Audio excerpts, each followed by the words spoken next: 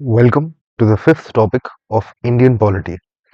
ये previous year question analysis में हम फंडामेंटल ड्यूटीज को देखेंगे। अभी फंडामेंटल ड्यूटीज बहुत छोटा टॉपिक है और इसमें क्वेश्चंस भी ज़्यादा नहीं है। लास्ट 30 इयर्स में बस 8 क्वेश्चन आए हैं। पहले ये देख लेते हैं कि जब मैं आपको फंडामेंटल ड्यूटीज कहता हूँ उसका मतलब क्या है। अभी like I said, I we are basically building something for you guys. I will be using what we are building and perhaps when you are watching this is already been built. But इसमें देख के समझते हैं कि fundamental duties में हम actually क्या पढ़ते हैं। इसमें है तो बस दो ही चीजें। पहले कॉन्स्टिट्यूशनल फाउंडेशंस एंड उसका एवोल्यूशन, एंड इसके अलावा we just see the content and scope of duties. ज्यादा कुछ इसमें है ही नहीं और ज्यादा लोड लेना नहीं है।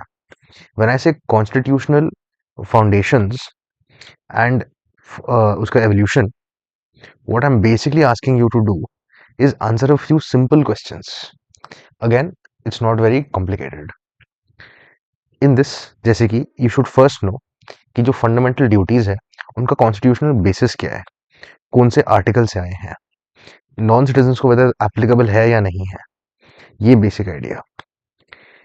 आई want you to know about the 42nd constitutional amendment act, how it's related to fundamental duties, क्या एग्जैक्टली उससे ऐड किया था, वैसे 86 में क्या बोला गया था। इसमें आपको ये भी देखना पड़ेगा कि फंडामेंटल ड्यूटीज का नेचर क्या है, जस्टिसेबल है क्या। आप कोर्ट में जा सकते हैं और बोल सकते हैं, can you go to the court and say that the state has not been implementing fundamental duties even though obviously this is meant for citizens, but basic ऐसी बोलने के लिए कह रहा हूँ। और कैन यू गो एंड से कि आपका नेबर राजेश आपकी फंडामेंटल ड्यूटीज फॉलो नहीं कर रहा, उसको जेल में डालो। ऐसे कोर्ट में जाके आप क्या कह सकते हैं? Answer is no, you can't. That means they are not justiciable. ये उसका नेचर है, ये मालूम होना चाहिए हमको। साथ साथ स्वरण सिंह कमेटी जिसने ये रेकमेंड किया था उसके बारे में थोड़ी बेसिक चीजें हमको मालूम होनी चाहिए, एंड इनका relationship with fundamental rights and duties. इसके अलावा हमको बस ये देखना है कि क्या कंटेंट और क्या स्कोप है। इसमें आपको सारे फंडामेंटल राइट्स जो 51A से लेके के तक आते हैं, ये सारे आपको रटे हुए होने चाहिए। आपको सब रटना पड़ेगा बिकॉज आज यू विल सी इस पूरे टॉपिक का मेन फायदा हमको होता है in our mains exam. Now coming to the analysis, मैंने इसी डॉक्यूमेंट में मैंने आपको सारे क्वेश्चंस भी दिए हैं, प्रीलिम्स के भी और मेंस के भी। इसी में आपको आंसर की भी दिया गया है, तो आपको कोई दिक्कत नहीं होगी। First thing will understand is in the categorization of questions. Question number है आपके पास, ईयर है, थीम है, सब टॉपिक है, उसका डिफिकल्टी है, उसका वेदर स्टैटिक था, करंट था, मिक्स था, वो कैटेगराइजेशन किया है। नॉलेज के बारे में कैटेगराइज किया है, उस नॉलेज में जो कोर कॉन्सेप्ट था वो मैंने डाला है यहाँ पे। अगर कोई यूपीएससी का जो ट्रिक था वो डाला है, and what the common mistakes are जो एस्पिरेंट्स जनरली इसमें करते हैं इन क्वेश्चंस में। Now let me show you a simple example also. जैसे कि ये वाले क्वेश्चन की मैं जो बात करता हूँ जो 2020 में आया था, यूडीएचआर के बारे में, which was the universal declaration of human rights. आप क्वेश्चन ही देख लो। अभी के लिए almost everybody who's watching, who's ever seen the PYQs or any form of any video about when they talk about tricks, ये लोग बताएंगे और आप भी सोचोगे कि ये बहुत आसान क्वेश्चन है, क्योंकि क्या पूछा गया, other than fundamental rights which are the following parts of the constitution reflect or reflects the principles and provisions of the UDHR. Now the trick is that everybody will tell you, and why would you assume that preamble is not part of the doesn't reflect it, or why would you assume that DPSP doesn't or fundamental duties don't? The problem is during the exam hall आपको जब tension होगा, stress होगा, जब आपके ये preamble, DPSP और fundamental duties clear नहीं है, आप सोचो कि ये राइट्स है, राइट्स में ड्यूटीज क्यों आएंगे, राइट्स में डीपीएसपी क्यों आएंगे, ऐसे हम सोचना शुरू करते हैं। अभी अगर आपका लकीली दिमाग चल गया, आपको याद आएगा कि जैसे कोई एजुकेशन की चीज़ है, जब आप जो मैं आपको कह रहा था कि अमेंडमेंट्स क्यों आपको पढ़ना पड़ेगा इंपॉर्टेंट वाले, वैसे ही व्हेन यू अंडरस्टैंड और इवन इफ यू, जैसे उसमें मैंने आपको लिखा कि 86 अमेंडमेंट पढ़ो, उसमें और क्या ऐड किया था वो देखो, आपको वो देखते ही मालूम याद आएगा कि ठीक है, एजुकेशन तो फंडामेंटल ड्यूटी में भी ऐड हुआ था, फंडामेंटल राइट में भी और डीपीएसपी में भी। तो प्रोबेबली सब में आता होगा, बिकॉज वो एक तरीके से सिमिलर चीज है। बट ये दिमाग चलना इन कॉन्सेप्ट से क्लियर होने बिना मुश्किल होता है। आप रेट्रोस्पेक्ट में आज बैठ के कह सकते हो कि वो उस दिन, वो उस टाइम पे वो क्वेश्चन आसान था, बट अगर आप 2020 में ये क्वेश्चन दे रहे होते, आपको उस टाइम नहीं लगता ये इजी है, unless you were one of those very very few people who made that assumption, and for this very specific question that assumption paid off, which is obviously it must, these three must reflect the declaration of human rights, because human rights are that sacrosanct. Now, ये 8 question से हमको क्या मालूम पड़ता है, अब ये समझते हैं। अब क्वेश्चंस खुद से भी देख सकते हैं, ये डॉक्यूमेंट फ्रीली अवेलेबल है, आपको बस टेलीग्राम पे जाना है, दी एस्पिरेंट नेटवर्क चैनल को ढूंढना है, इसमें आपको मिल जाएगा। हमको बेसिकली इसमें ये समझ में आ रहा है, एक तो मोस्ट क्वेश्चंस हमको स्टैटिक के ही मिलते हैं, करंट के इसमें कम होता है, which would actually make sense, because frankly even if something is current, this topic is not that current. It's not often that something gets added, so you wouldn't see a question on it very easily. Other than that, हमको थोड़े themes दिखते हैं। फिर से याद रखना, ये themes भी जो है 8 क्वेश्चन के ऊपर है।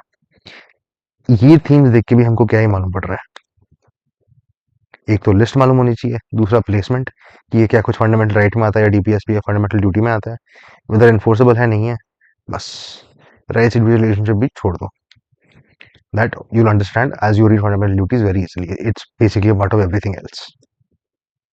तो इसमें कोई टेंशन नहीं है। आपको मैंने अभी प्रायोरिटी एरियाज दिया है, इसके बेसिस पे प्रायोरिटी एरियाज यही है। अगेन आपको ये मेमोराइज करना पड़ेगा, the 11 duties between from A to K, this you have to do. इसके बाद हमको ये नॉन जस्टिसबल है याद रखना है, और how what something falls under, मतलब does it fall under as a fundamental right और ड्यूटी और डीपीएसपी, हमको क्लियर होना चाहिए। बस this is your highest priority, and this is the easiest thing to do, क्योंकि इसमें ज़्यादा दिमाग लगाने की ज़रूरत ही नहीं है।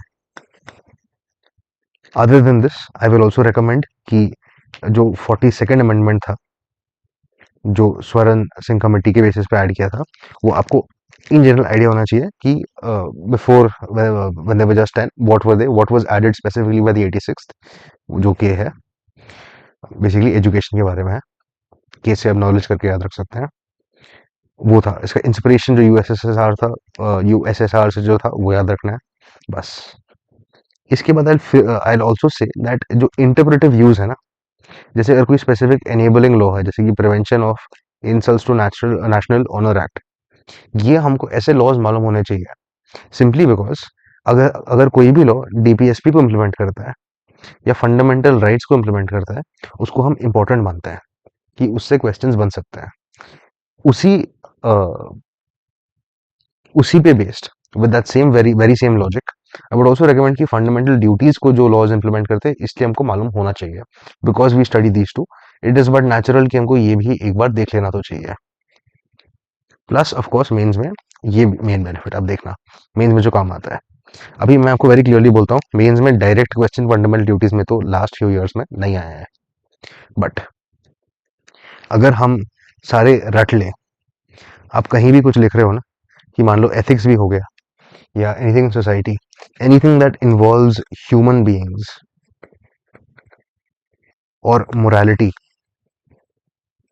or an essay also on any matter, if you can just very easily quote a specific fundamental duty, you will stand out from everybody else. जैसे आप if you're writing some answer about let's say non-violence, of course you will mention Gandhi ji, but can you also not mention the article 51A I, which says that you have to safeguard public property and to abjure violence. ऐसे ही अगर आप कभी लिख रहे हो about let's say environment के बारे में, साथ में you can just simply also say you give all your normal GS वाला नॉलेज, अब आपका जो भी एनवायरनमेंट का रिलेटेड नॉलेज है, कंजर्वेशन के बारे में ब्ला ब्ला ब्ला, जो भी लिखना है आप लिखो ढंग से, साथ में ये भी लिखो, doing this will also help us fulfil article 51A G. Simple. This just makes your answer look a lot more constitutional and technical. It makes you seem like a very well read person. Even if you are not. इसलिए ये सारे 11 fundamental right जो है यही आपको रटना है। आपको काफ़ी जगह काम आएगा, वो मैंने आपको दिया भी है कैसे काम आएगा। आप इसके बाद क्वेश्चन देख सकते हैं। And that is it for fundamental duty. This is all you have to do. It's a very very simple topic. Thank you and all the best. I'll see you in the next one.